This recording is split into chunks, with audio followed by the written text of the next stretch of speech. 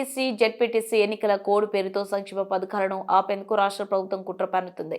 హామీ ఇచ్చిన పథకాలని అమలు చేశాకే రాష్ట్ర ప్రభుత్వం స్థానిక సంస్థల ఎన్నికలకు వెళ్లాలి అని మాజీ మంత్రి హరీష్ రావు స్పష్టం చేశారు.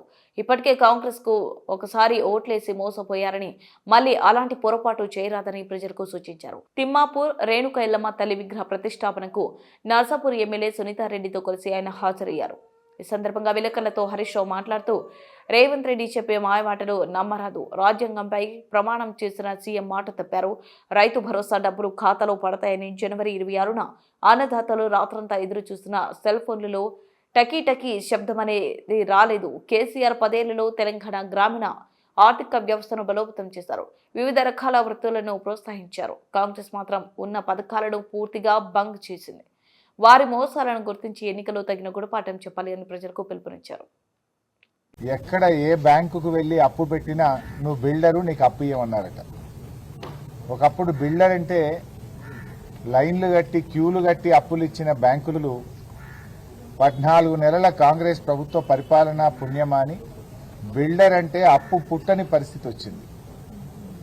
భార్య పేరు మీద లోన్ ట్రై చేశారట. పాపం కో అప్లికెంట్గా భర్త పేరుంటే నీ భర్త బిల్డరు, నీకు లోన్ ఇయ్యము అన్నారట.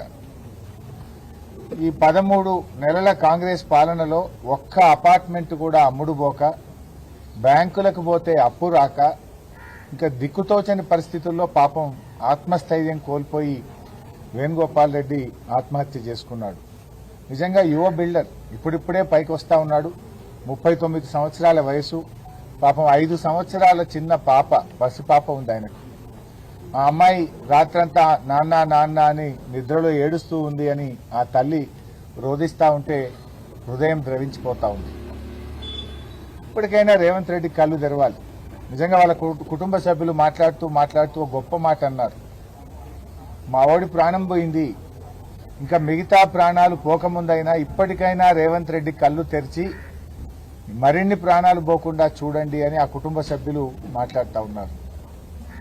ఇవాళ రాష్ట్రంలో ఏమైపోయిందంటే 14 నెలల కాంగ్రెస్ పాలనలో రైతుల ఆత్మహత్యలు, చేనేత కార్మికుల ఆత్మహత్యలు, ఆటో డ్రైవర్ల ఆత్మహత్యలు, చివరికి బిల్డర్లు కూడా ఆత్మహత్యలు చేసుకునే పరిస్థితి వచ్చింది. 10 ఏళ్ల బీఆర్ఎస్ పాలనలో నిర్మాణ రంగానికి మన రాష్ట్రం, మన హైదరాబాద్ స్వర్గధామంగా ఉండే. రియల్ ఎస్టేట్ రంగం అద్భుతంగా 10 ఏళ్లు వృద్ధిలో నడిచింది. లక్షలాది మంది దాని మీద బ్రతికారు. కానీ కాంగ్రెస్ పాలనలో అనాలోచిత నిర్ణయాలు. ఒకసారి ఎప్పుడో ప్రెస్ మీట్లో మాట్లాడుతూ ఉంటే రేవంత్ రెడ్డి గారు, నేను రియల్ ఎస్టేట్ నుంచి వచ్చినా నాకే రియల్ ఎస్టేట్ గురించి చెప్తావా అని ఉల్టా దబాయించాడు. కానీ ఏమైపోయింది ఇవాళ రియల్ ఎస్టేట్ రంగం? ఇప్పటికైనా రేవంత్ రెడ్డి గారు బేషిజాలకు పోకుండా ఈ హైడ్రా దుకాణాలు బంద్ చేయండి. వాళ్ళ ఆయన భార్య చెప్తా ఉంది, హైడ్రా వల్లనే ఎవరొచ్చి ఫ్లాట్లు చూడడము వెళ్ళిపోవడం. వాస్తవానికి ఆయన నిర్మిస్తున్నటువంటి అపార్ట్మెంట్లో హైడ్రా సమస్య కానీ ఎటువంటి ఇబ్బంది లేదు. కానీ ప్రజలు భయభ్రాంతులకు లోనవుతా ఉన్నారు.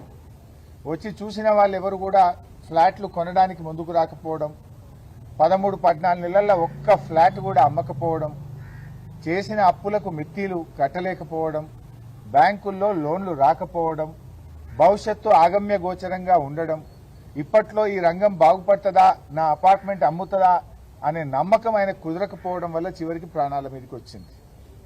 అంటే ఇలా నువ్వు హైడ్రా అనేటువంటిది పెట్టి ప్రజలను భయభ్రాంతులకు లోన్ చేసినావు. ఇలా విదేశాల్లో ఉండే, అమెరికాలో ఉండే వాళ్ళు, ఇతర దేశాల్లో ఉండే వాళ్ళు హైదరాబాద్లో అపార్ట్మెంట్ కొనాలంటే ఏమో హైడ్రా ఉందట అని వెనక ముందు అయిపోతున్నారు, ఆగిపోతున్నారు. ఉత్తర భారతదేశం నుంచి వచ్చే వాళ్ళు, గ్రామీణ ప్రాంతం నుంచి, పల్లెల నుంచి ఎవరైనా హైదరాబాద్లో అపార్ట్మెంట్ కొనుక్కుందాం అనుకున్న వాళ్ళు ఏమో హైదరాబాద్లని ఊలగొడుతుందట, అంతా హైడ్రా నడుస్తుందట అనే భయంతో ఇతర రాష్ట్రాల వాళ్ళు కానీ జిల్లాల వాళ్ళు కూడా హైదరాబాద్లో పెట్టుబడులు పెట్టడానికి భయపడే పరిస్థితి వచ్చింది. ఇవాళ వేణుగోపాల్ రెడ్డి లాగా మరో చిన్న బిల్డర్లు పాపం కష్టపడి అప్పులు తెచ్చి 10 మందికి ఉపాధి కల్పిస్తూ తమ కాళ్ళ మీద తాము నిలబడుతున్నారు. ప్రభుత్వాన్ని ₹1 అప్పు అడగలే, ప్రభుత్వాన్ని గ్రాంట్ అడగలే, వాళ్ళు బతుకుతూ 10 మందిని బతికిస్తా ఉన్నారు. ఇలా అటువంటి వాళ్లకు ప్రాణం మీద తెచ్చినావు నువ్వు అన్ని తప్పుడు నిర్ణయాలు. రాగానే హైడ్రా అంటివి, పర్మిషన్లున్న ఇల్లు కూడా కూలగొట్టినావు కదా. తర్వాత హైకోర్టు మొట్టికాయలు వేసినాక చేతులు గాలినాక ఆకులు పట్టుకున్నట్టు లేలే ఇప్పుడు పర్మిషన్లు ఉన్నాయి కూలగొట్ట అంటివి కొట్టిన వాళ్ళ సంగతి ఏంది?